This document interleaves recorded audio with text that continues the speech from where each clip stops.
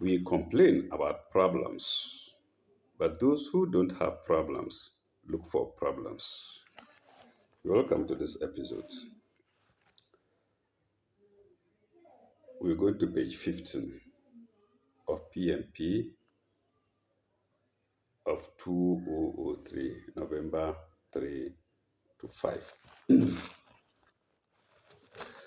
Well, I was not reading this section because I'm not very much interested in sports, but I think it will do some people good. A lot of people good, those who are interested in sports. The first story is Coca-Cola to sponsor 2003 top 4 competition. Coca-Cola to sponsor 2003 top 4 competition. The Coca-Cola company produces a s- com, produce sorry, I'm sorry. The Coca-Cola company, producers of soft drinks, Fanta, Sprite, Coca-Cola, Bonaqua, Bonaqua mineral water, has invested a whopping 1.2 billion cedis in the 2003 Ghana Top 4 competition. Last year, Coca-Cola was part of the Top 4 event, which was sponsored by LG and 400 and by LG and 400 million cedi sponsored by LG at 400 million cedis. Now they are the title sponsors. Talking about Coca-Cola, I remember in the 80s, one of the government ministers in Nigeria was asked about the mineral resources he has in his country, and so we have Coca-Cola, we have Sprite, we have Seven Up. So he was calling the minerals that we drink. When he was asked about mineral resources, it was called Bachizo. The old Nigerians will know about it. Those of my age, it's called Bachizo. Minerals in his country have started calling drinks Coca-Cola, 7-Up, Fanta, Sprite. All right. Sorry for digressing. Uh, Paragraph. Feino, according to Mr. Kojo Feino, administrative manager of Galka, they still want more.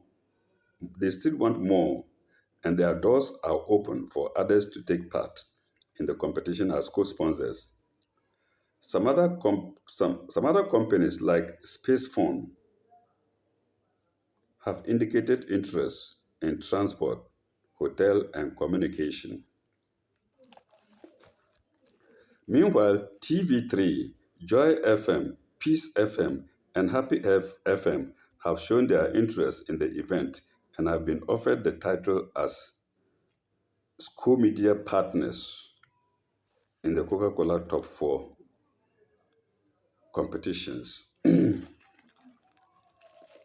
Paragraph. The league is not yet over, but PMP Sports predicts that Hearts of Oak, Asante Kotoko, King Faisal, and Obasu Goldfields will make it to the top 4 competition. Mr. Kojo Feino, Mr. Kojo Feino gave special credit to their young and energetic marketing team led by Mr. Edward Yika of Phoenix Consult, and his counterparts at Omni Quest, who have worked hard to attract companies into the Ghana Top 4 tournament.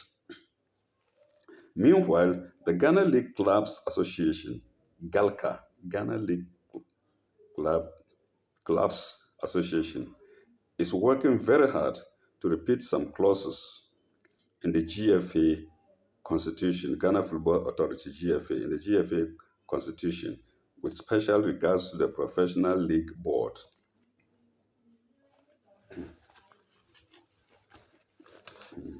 Galka wants an independent body to run the Premier League. Paragraph. Galka has put in place public relations marketing and sponsorship, legal and institutional framework, as well as finance and technical committees to draft proposals for the new league structures and management. There is the picture of a footballer here, George Uwu Kotoko, top four defendant. So George Owo, he must be old now. He must have retired now. Those in the sports who are interested in sports will know him. See how young he was then, with smooth face, handsome young man. Okay, we finish with that. We go to the other, another story. Miles Mills proves he is the best. Miles Mills. Miles, Miles hyphen Mills, Mills, proves he is the best. International sprinter Leo Miles Mills proved that he is the best Ghanaian sprinter when he anchored the golden quarter of the national athletics team to grab the most precious 4 times 100 meters gold medal at the All African Games in Abuja, Nigeria. Leo Miles Mills, who won the 100 meters gold medal in South Africa 4 years ago, was beaten to third place by two Nigerians at the 18th All African Games. Although not in his best shape, Miles Mills proved some officials of the Ghana Amateur Athletics Association (GAAA) in brackets wrong. He proved them wrong and vindicated the acting chairman of the National Sports Council (NSG), Dr. Emmanuel Owusu-Ansah, who insisted that Liu should go to the games to defend the event he won at the seventh All African Games. Leo Miles Mills and the Cortex victory came after Nigeria had beaten Ghana 3-1 in the soccer semi-final, so it was a great victory to celebrate. Miles Mills was the African 100 meters record holder at 9.99 seconds. In seconds. At 9.99 seconds, full stop. It was shattered to 9.995 seconds by a Nigerian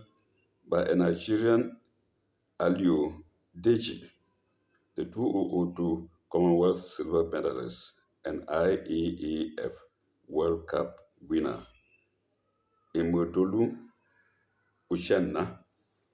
Imodolu Uchenna. He led the team comprising Eric Nsansa. Is it Nkansa or Nsansa? I don't know. Maybe it's Nkansa. Let me read it as it is Nkansa. Okay, I know of Nkansa, but I don't know of Nsansa. Anyway, let me read it. He led the team comprising Eric Nsansa, Christian Isia, and Aziz Zakari to grab the 4 times 100 meters, which is one of the most interesting and attractive events. SWAG Sports Personality of the Year, Margaret Simpson, also won the gold medal she was tipped to grab. Another gold winner for Ghana was Dr. Anti Owusu, who beat his 12 younger opponents to win the gold in the triple jump. That story is finished. We go to another story. Papoose opponent runs away. It's a boxer. You see him here holding his fist. Say, don't joke with me. Huh? You see him here. You see the picture here. You see the fist. Don't joke with me. Of course, he should be old now, 20 years ago now. As old as I am now, I can't.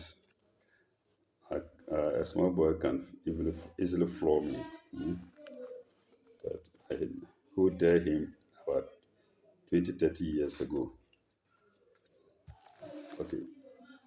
Bapo's opponent runs away. Dash. Malik Jabir fights for Commonwealth crown. Bakpo Alute's chance of becoming Commonwealth champion was blown away when his Scottish opponent called it quits at the last moment. Reports available to PMP Sports state that managers of Docherty saw that Alute was too strong for their award, so they called off the fight. Abba, I'll come to another story about that. So they called off the fight. Eh? Uh, Instead, Malik Jabir, the Bukum snake, was offered a chance to fight for the Commonwealth featherweight crown. Full stop. Malik, who holds the African title, flew to England a couple of weeks ago to prepare for the fight, which came off at the weekend. PMP Sports had not got the result of Malik's fight as at the time of going to press. Keep in touch with PMP Sports for more information. Uh, the story I remember was, I think it was around 1970, thereabout. My father took me to my hometown, and I heard a story of a man who was challenged. You know, in those days, the people used to fight with might. Eh? You will see somebody coming to fight you suddenly. He will inform you, just like we do in wrestling. We will fight you, or I will fight you. Prepare, I prepared, and they will come. But there was this big man, huge man. He was a track meet. He was there, and a group of boys came to me and said that he should prepare, and then they will fight. So he should prepare so that they will fight. The man said, "Oh, take it easy. Right now, I'm hungry. So let me eat and come. When I've eaten and come, then we can fight." The boys thought he was a coward. He was running away. He went to the nearby chop bar, canteen, local canteen, and ordered for food. And they had sent one of the boys to spy to see whether he was running away or he was actually going to eat. The boy went and was watching him from an angle. My countryman thought, we have something we call dokono. The shape is like that of a pyramid. It is up, it tips up, it's a square down, it's a square down or rectangle down, and then it tips up. And they are big, big ones. It does this, it does this. So he was watching my countryman, the big man, or the stout man who was going to be challenged. When he holds the dokono like that, he does this, and in the center of the dokono, he will divide it into two and take half, mop, touch, smear this stew with it, and pop. Then the other half, pop. So that means one dokono, which maybe I will take 8 times or 10 times. He divides it into two. He just does the hand like this, mop, and then one dokono, mop, mop. Then he went to the second dokono. My countryman ran away and told the boys, say, hey, the way I saw the man eating, Charlie, it's no joke. Food keke. So he was angry. He was, yes, they thought he was going to run. So when he finished, he took water, mop, mop, mop, mop. And when he went, they had vanished. Where are they? They saw the way he was eating alone. They said, no, this man, we can't beat him. And that is how fight was in those days. It's honesty. You just don't go at once and then attack him suddenly. Baktatan or jaratan, no. You give each other time and allowance. So that when one is beaten, they know that yes, he's actually beaten. He's actually been beaten. So when he finished eating, he came and was looking for them. They had all vanished. So that's the case here for Bako Alote's opponent. The manager saw and said, no, this man, you cannot fight him. So it's honesty.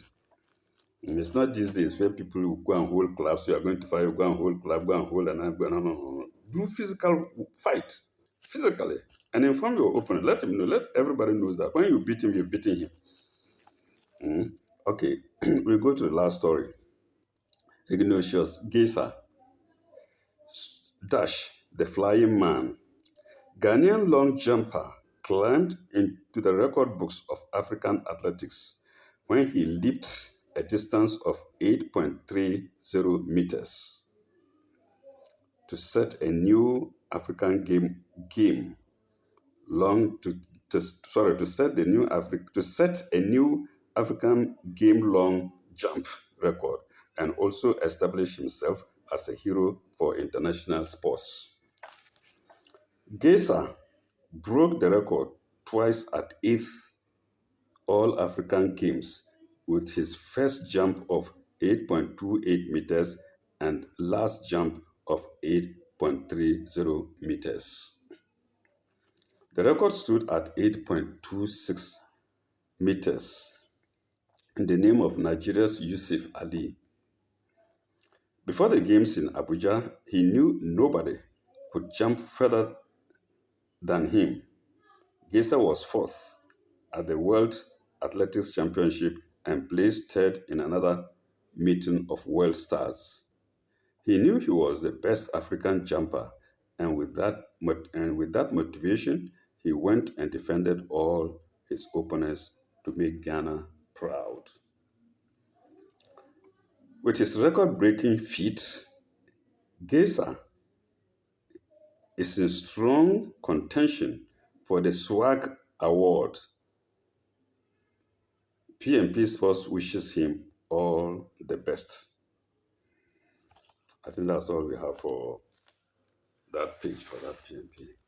And we have finished this paper, this issue of November 3 to 5.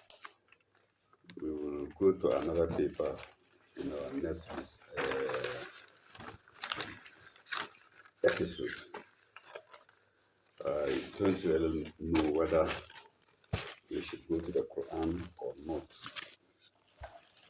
Well, it depends. Maybe I'll sleep and wake up and see either we go to the Quran or the PMP paper. So we end here. And all I can say is to thank you again for listening. Thank you very much. Ila lekai. Bye bye.